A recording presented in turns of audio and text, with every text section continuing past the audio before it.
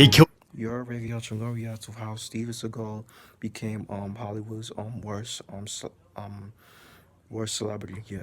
a family's 1-year-old puppy dog and stole money from a kid in a wheelchair. Damn, stealing money from a kid in a wheelchair is crazy, bro.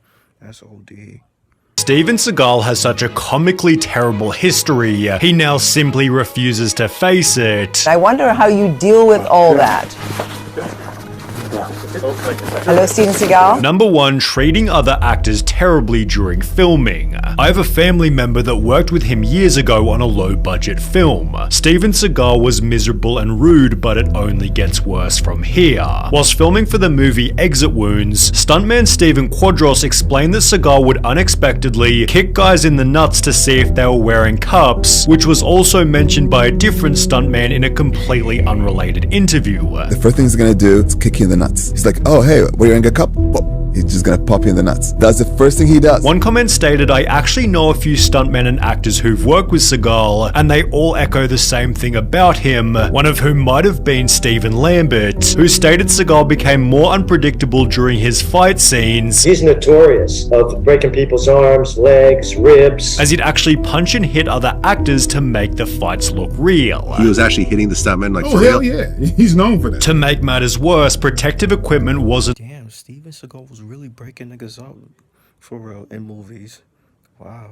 Allowed on set. There's nothing wrong with putting on pads. They would say no because he wouldn't allow it. And it's therefore no surprise that during one scene, Seagal injured DMX's shoulder during the fight, so X had to take a few days off. Even worse was when Seagal put a stuntman in hospital. And he beat the shit out of the guy and smashed his face to the mirror multiple times. He went over the top to the point that sent the guy to the hospital. Which isn't surprising given he was this rough while filming a YouTube video.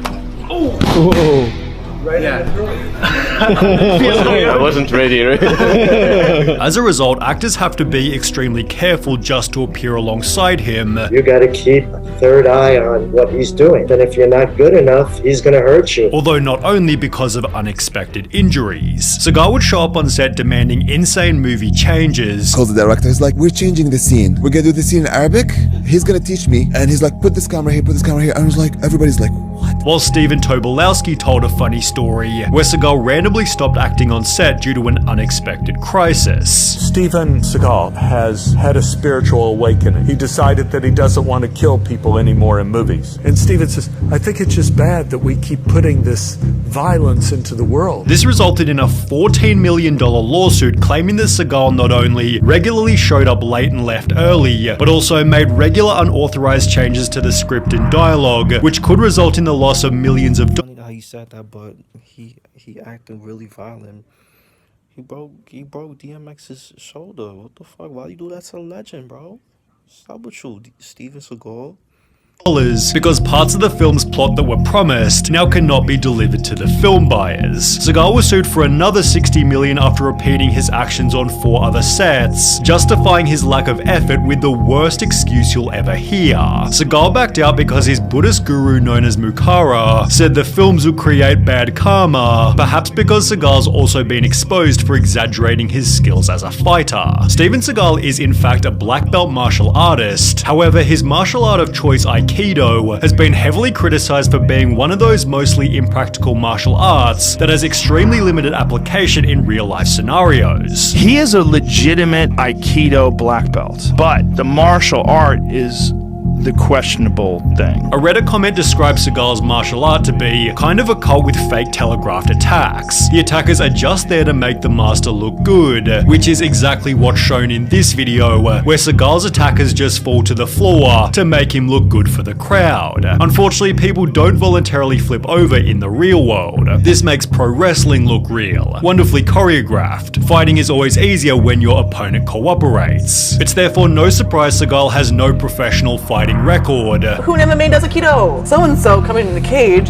is a world champion with a background in Aikido. You never heard that once. Have you ever heard that once? It's for a reason. But he did claim that he'd taught Anderson Silva how to do a highly specialized move, the leg kick. I started teaching him kicks that I thought he could really hurt people with, and at that point I knew he was going to start to really make these kicks, work. He created the front kick. Did he invent the wheel too? In response, Anderson Silva made a video mocking Steven Seagal's fighting, although there was one more attempt by Seagal to prove he could actually fight. Whilst on set for the movie Out for Justice, Seagal claimed that due to his Aikido training, he couldn't possibly be choked unconscious. The challenge was taken up by martial artist Gene LaBelle, who not only choked Seagal out instantly, but also caused Seagal to soil himself in the moments he was blacking out. When asked about the incident, LaBelle stated, Made the nigga shit on himself, bro.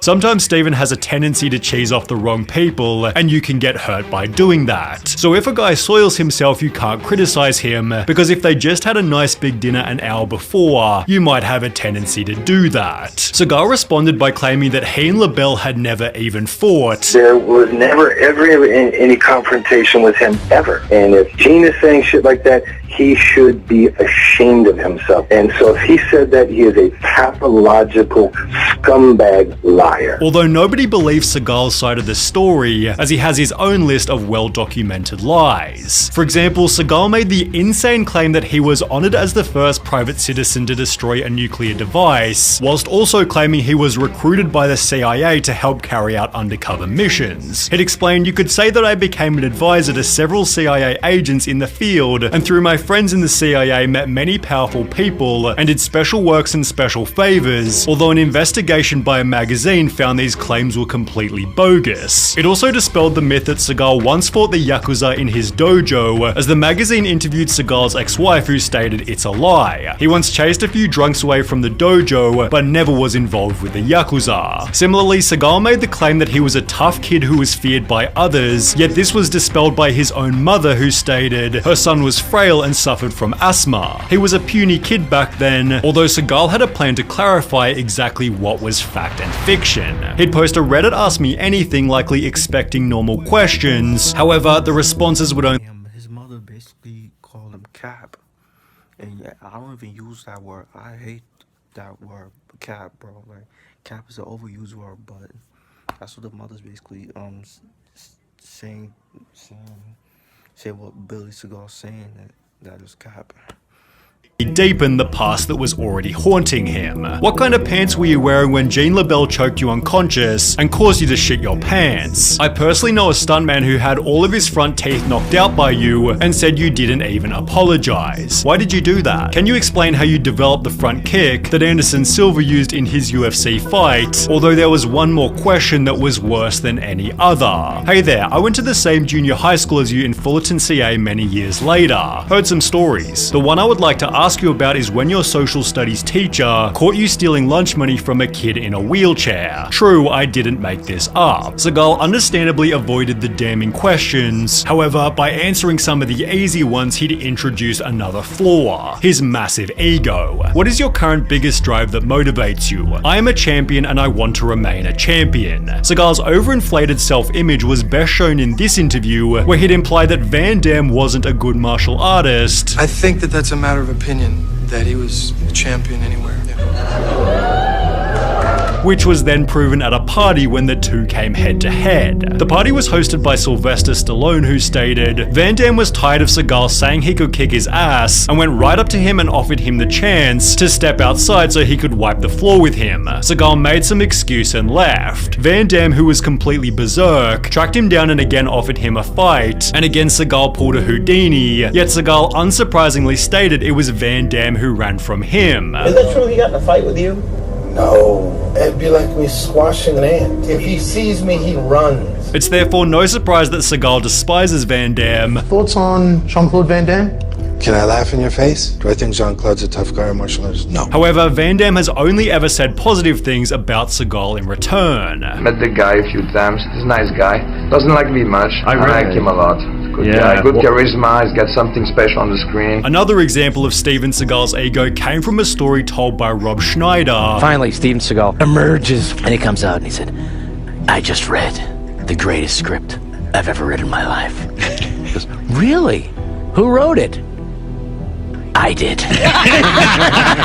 Which only becomes funnier once you realize that said best script ever was for his terrible performance on Saturday Night Live. Listen to me carefully. I don't want you to talk about anything to me anymore. I don't want you to say my name anymore. With atrocious lines such as that one, it's no surprise a long-term SNL employee called Seagal worst host by lapped every bad host. However, Seagal's hosting of another show somehow ended even worse. In 2009, Seagal told the LA Times he'd apparently been a policeman for more than 20 years, proving this by showing a black and white photo of him raising his right hand in what looks like a swearing-in ceremony, creating the impression it was taken when he first joined the department. At closer inspection, however, it appears the photo was taken 20 years and at least 20 pounds after the fact, casting doubt on whether Seagal had ever been part of the force. Regardless, this led Seagal to create a show called Lawman, where he and his crew went around apprehending criminals, often done with excessive force to make for enjoyable viewing. Well, in one episode, Seagal attempts to break up an illegal cockfighting operation by raiding a house with a tank with the goal of freeing the animals. Animal cruelty is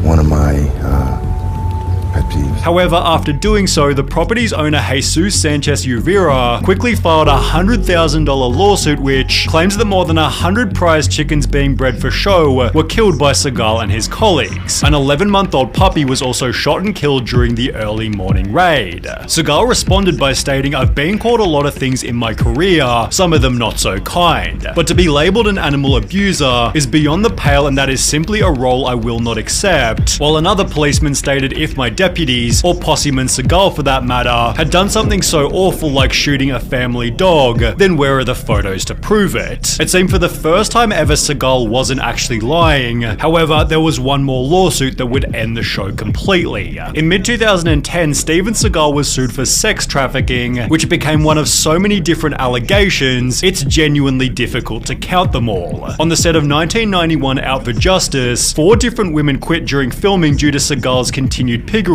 while one of the stuntmen from earlier told an equally creepy story. There's this girl sitting in a tub. She's wearing bikini, and they had to convince her that she has to come out of the tub naked. The only thing that might rival his terrible track record with women is his track record with low-rated movies, none of which receiving more than 50% on Rotten Tomatoes, or more than 5 out of 10 on IMDb. And with no new movies in the last 5 years, Seagal has opted for a modern method of generating extra income: crypto scams. That's right, ladies and gentlemen, Steven Seagal scammed people with crypto. From Team Seagal, Steven has just become the worldwide ambassador for the Bitcoin second generation cryptocurrency. Despite gaining only 150 likes, Steven was promised $250,000 in cash and $750,000 worth of B2G tokens in exchange for his promotions, which he failed to disclose to the public, resulting in a $330,000 fine. Seagal paid only $75,000 toward his debt before refusing to appear in court, then moving to Russia where he still lives now. Okay, that's the vid. So yeah, bro, let me know what y'all think about Steven Seagal, bro. Do y'all like him? Do you guys not? Let me know what y'all think about Steven Seagal, man. Make sure y'all like, comment, subscribe. Y'all know the vibes. We're just looking how you are.